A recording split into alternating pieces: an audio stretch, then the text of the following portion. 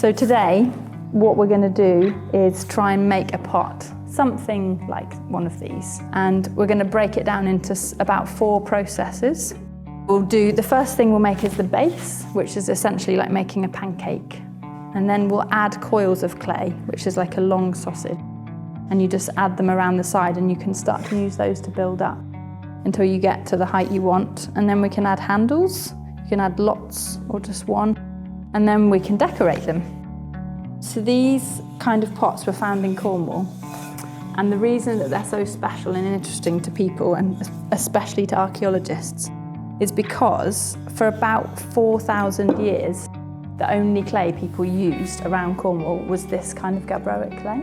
If you imagine that there's clay all over Cornwall and in the riverbed, and instead of just digging bits of clay from all over the place, everyone seemed to go to St. Kevin, to the Lizard, to dig this particular clay.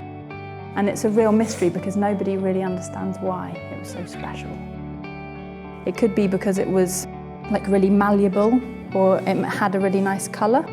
But a lot of archaeologists think it was more like a spiritual reason, because they thought perhaps that the place or the clay was magical, which I think is quite a nice idea. So I made these with gabbro clay from the Lizard.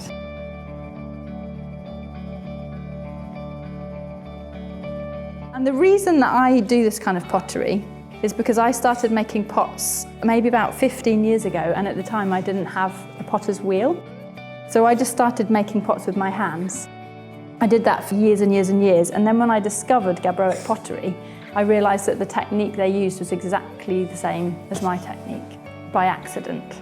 And I think it's a good example of experimental archaeology. So it's when you try and find out about what your ancestors did and what people throughout history did, just by trying things out with your own body. Like if you had to make a really good bow and arrow, you could just make it up and be like, how would this work? How would I make this work best for me? And the chances are you would find a way that someone else had done in the past. So like, if you've got 2 hands and a lump of clay, what can you make? A few things to say. One of the things that you have to remember about Neolithic people is that they had a lot of time on their hands. If you think about spending all of your time, you'd be like collecting food, making some kind of clothing, probably out of fur or really natural fibres, and then making your things like pots that you needed to make. So I think they put a lot of care and attention into the things they made. So when you're making these pots, even though it gets kind of exciting and a bit crazy, I think it's good to make them slowly and carefully.